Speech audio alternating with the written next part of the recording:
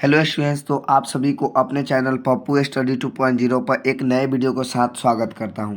अगर आप लोग चैनल पर पहली बार विजिट किए हैं तो चैनल को सब्सक्राइब और ये वीडियो पसंद आए तो वीडियो को लाइक करके कमेंट में अच्छे से कमेंट करके बताइएगा कि आप लोग को ये वीडियो कैसे लगा।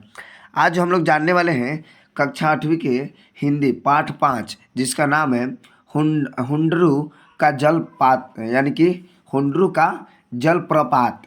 इसके बारे में पूरा एमसीक्यू ऑब्जेक्टिव क्वेश्चंस को हम लोग सॉल्व करने वाले हैं। तो चलिए, फर्स्ट क्वेश्चन आता है, उससे पहले वीडियो को लाइक जरूर कर लेंगे।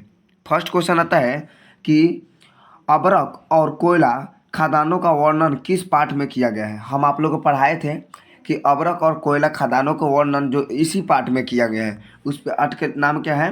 हुंडरू का जलप्रपात। ठीक है, चलिए सेकेंड क्वेश्चन की तरफ बढ़ते हैं।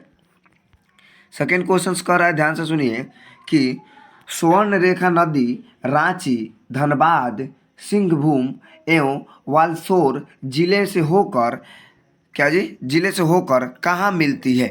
इस क्वेश्चन के जवाब बताना है। तो क्या सागर में मिलती है, कि महासागर में मिलती है, कि बंगाल की खाड़ी में मिलती है, कि गुफा में मिलती है? तो हम आप सभी को पढ़ाए थे, तो कहाँ मिलती थी? कि बंगाल की खाड़ी में मिलती है। कहाँ जी? बंगाल की खाड़ी में। नेक्स्ट क्वेश्चन, आप लोग अगर समझ में नहीं आता होगा तो किताब पढ़ लीजिए पूरा, उसके बाद ऑब्जेक्टिव कीजिएगा। चलिए 3 नंबर आ रहा है कि दानी दान करता है तो गुमान करता है, पर युग युग से न जाने कितना पानी यह पहाड़ दान कर चुका है, पर इसे कोई अभिमान नहीं है। किस पाठ के संबंधित है? यानी कि इस चैप्टर में बताया गया है कि जो दानी दान कर देता है, कोई व्यक्ति अगर आपको 5 रुपया देगा तो कोई मुसीबत आएगा, जैसे में कि कहीं मान लीजिए उस व्यक्ति से झगड़ा कर लिए तो क्या बोलेगा? तोरा के तो 5 रुपया दिए थे यार। ठीक है, लेकिन कितना दिन, युग युग से, बहुत सालों से आते जा रहा है पहाड़ पानी दे रहा है, लेकिन आज तक वो गुमान नहीं किया कि हम आप लोग को इतना पानी दे दिए। तो इस कौन सा एथी में बताया गया है? तो हुंडरू का जलप्रपात में बताया गया है, इसी चैप्टर में। चलिए नेक्स्ट क्वेश्चन 4 नंबर कह रहे हैं, हुंडरू का जलप्रताप शीर्षक का पाठ्य साहित्य कौन विद्या है? बताइएगा। तो कहेंगे संस्मरण की यात्रा वृत्तांत, कि कहेंगे शब्द चित्र, कि कहेंगे कहानी। तो ये जो हम लोग बताए थे आप लोग को, क्या होगा? यात्रा, क्या जी? यात्रा वृत्तांत। ठीक है, चलिए नेक्स्ट क्वेश्चन की तरफ बढ़ते हैं। नेक्स्ट क्वेश्चन आता है, बताइएगा, यानी कि पुरुलिया रोड से हुंडरू का जलप्रपात की दूरी कितनी है? तो आप लोग पढ़े होंगे 13 मील, 16 मील, 14 मील, 17 मील। तो आप सभी को मालूम होगा कि इसका जो राइट आंसर होगा क्या होगा? 13 मील है।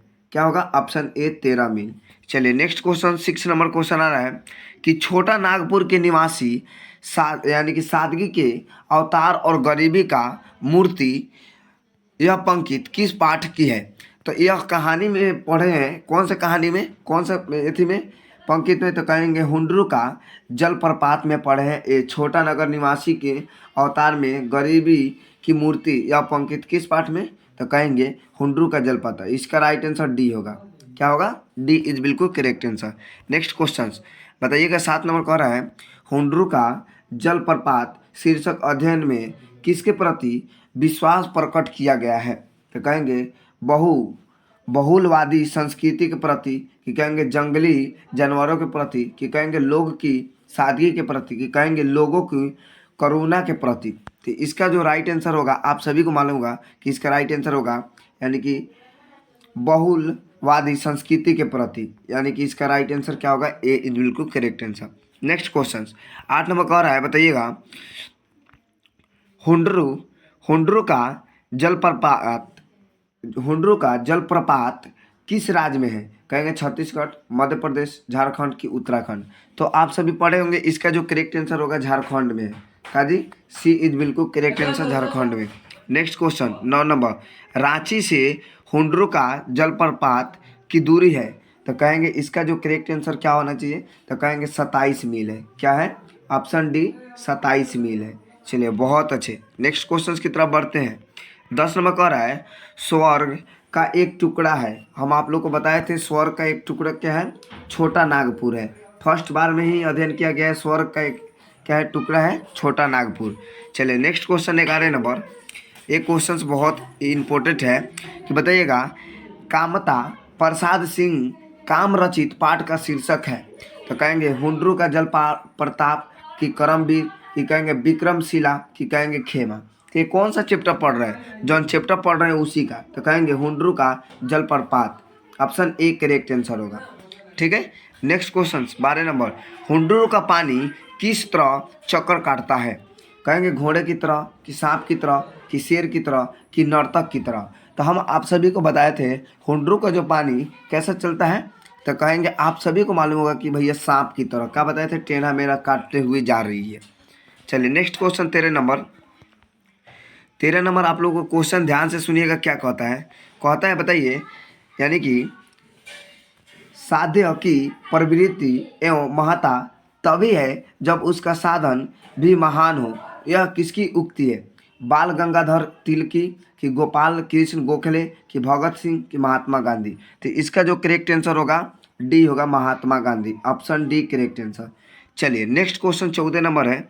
14 नंबर क्वेश्चन कह रहा है कि बताइएगा, किंवदंती के अनुसार हुंड्रू से कितने मील की दूरी पर कुछ लोग हुंड्रू से भी कई गुना बड़े प्रचार क्या जी प्रपात को देखा है।